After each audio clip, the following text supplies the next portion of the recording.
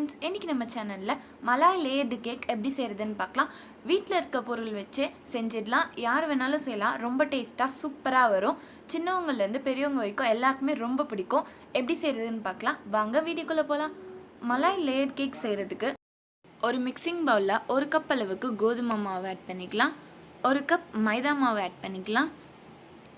1/2 cup அளவுக்கு தயிர் add பண்ணிட்டு கொஞ்சமா சால்ட் ஆட் பண்ணிக்கலாம். இது ஸ்வீட் தான் செய்ய போறோம். சோ நம்ம கொஞ்சமாவே சால்ட் ஆட் பண்ணிட்டு இத நல்லா mix பண்ணிக்கலாம். ஃபர்ஸ்ட் இந்த தயிர் மாவு எல்லாத்தையுமே நல்லா mix பண்ணிட்டு அப்புறமா இதல கொஞ்சமா தண்ணி தெளிச்சு சப்பாத்தி மாவு பதத்துக்கு பிசைஞ்சு எடுத்துக்கலாம். ரொம்ப சிம்பிளா சீக்கிரமாவே இந்த ரெசிபி செஞ்சிடலாம். இப்போ மாவு ரெடி ஆயிடுச்சு. இந்த மாவு அப்படியே க்ளோஸ் பண்ணி ஒரு 15 minutes போல அப்படியே ஊற வச்சிடலாம். இப்போ மலாய் செய்ய ஆரம்பிச்சிடலாம். 1 லிட்டர் அளவுக்கு திக்கான பாலை கடாயில ஆட் பண்ணிக்கலாம். இந்த பால் ஆட் பண்ணிட்டு அப்படியே இத நல்லா mix பண்ணிக்கிட்டே இருந்தா திக்கா வரும். மீடியம் ஃப்ளேம்லயே வச்சு இத நல்லா mix பண்ணிக்கிட்டே இருக்கலாம். இந்த மாதிரி சைடுல இருக்கிறது எல்லாத்தையுமே எடுத்து விட்டு இத நல்லா mix பண்ணிக்கிட்டே இருக்கலாம். இப்போ கொஞ்சம் திக்கா வந்ததுமே 1 ஸ்பூன் அளவுக்கு ஏலக்காய் தூள் ஆட் பண்ணிட்டு இதையும் சேர்த்து நல்லா mix பண்ணிக்கலாம்.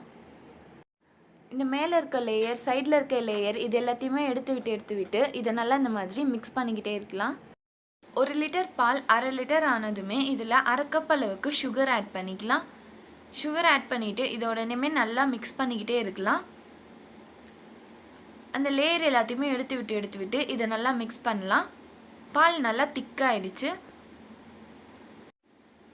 லாஸ்டா இதுல கலர்க்காக குங்குமப்பூ ஆட் பண்ணிக்கலாம். இப்போ இதையும் சேர்த்து நல்லா mix பண்ணிக்கிட்டே இருக்கலாம். இன்னும் கொஞ்சம் திக்கானதுமே ஸ்டவ் ஆஃப் பண்ணிடலாம்.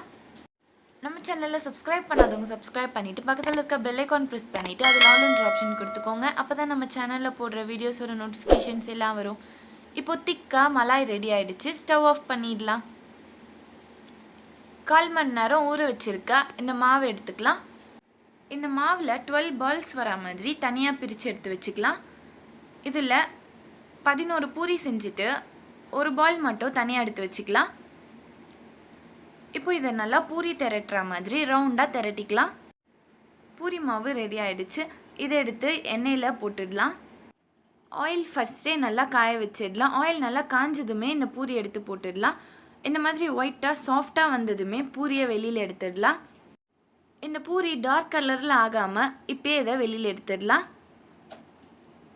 இதே மாதிரியே மாவு திரட்டி இந்த மாதிரி செஞ்சு எடுத்துக்கலாம். கேக் நல்லா ஸ்மூத்தா வரணும்னா இந்த பூரியை இந்த மாதிரி சாஃப்ட்டா இருக்கும்போதே வெளியில எடுத்துடலாம். அப்பதான் நமக்கு கேக் கரெக்ட்டா வரும். நாங்க லெவல் பூரி அளவுக்கு செஞ்சிருக்கோம். உங்களுக்கு இது கம்மியா வேணும்னா 1/2 லிட்டர் பால் வாங்கி 5 பூரி வரைக்கும் கூட செஞ்சுக்கலாம். லாஸ்டா இருக்க இந்த மாவை சப்பாத்தி மாதிரி நல்லா திரட்டிக்கலாம். மெலிசா இந்த மாதிரி திரட்டின உடனே இந்த மாதிரி இத கட் பண்ணிக்கலாம். கியூப்ஸா இத கட் பண்ணிட்டு நல்லா காஞ்சிருக்க ஆயில்ல இத எடுத்து போட்டுக்கலாம். இதுதான் மேல இருக்க கிறிஸ்பி லேயரை கொடுக்கும். இப்போ இத கட் பண்ணியாச்சு. இத ஆயில்ல எடுத்து போட்டுக்கலாம். நல்லா கிறிஸ்பியா ஆகுற வரைக்குமே இத ஆயில்ல போட்டு ஃப்ரை பண்ணி எடுத்துக்கலாம். இத நம்ம கேக்குக்கு மேல டாப்பிங்க்கு யூஸ் பண்ணனும். இந்த மாதிரி மலாய் லேயர்டு கேக்க ட்ரை பண்ணி பாருங்க. ரொம்ப ஈஸியா சிம்பிளா செஞ்சிடலாம். செஞ்சிட்டு எப்படி இருக்குன்றத கமெண்ட் பாக்ஸ்ல ஷேர் பண்ணுங்க. இப்போ இது ரெடி ஆயிடுச்சு. இத வெளியில எடுத்துடலாம். இத எடுத்து ஆற வச்சிட்டு இத ஆறுனதுமே இத மிக்ஸி ஜார்ல போட்டு இத லைட்டா கிரைண்ட் பண்ணி எடுத்துக்கலாம். இந்த மாதிரி வர வரைக்கும் இத கிரைண்ட் பண்ணி எடுத்துக்கலாம்.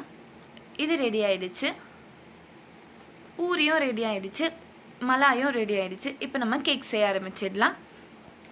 நம்ம செஞ்சு வச்சிருக்க இந்த பூரியை மலாயில இந்த மாதிரி டிப் பண்ணிட்டு ஒரு பிளேட்ல எடுத்து வச்சுக்கலாம். இதே மாதிரி நம்ம செஞ்சு வச்சிருக்க எல்லா பூரியுமே மலாயில டிப் பண்ணி எடுத்து லேயரா எடுத்து வச்சுக்கலாம்.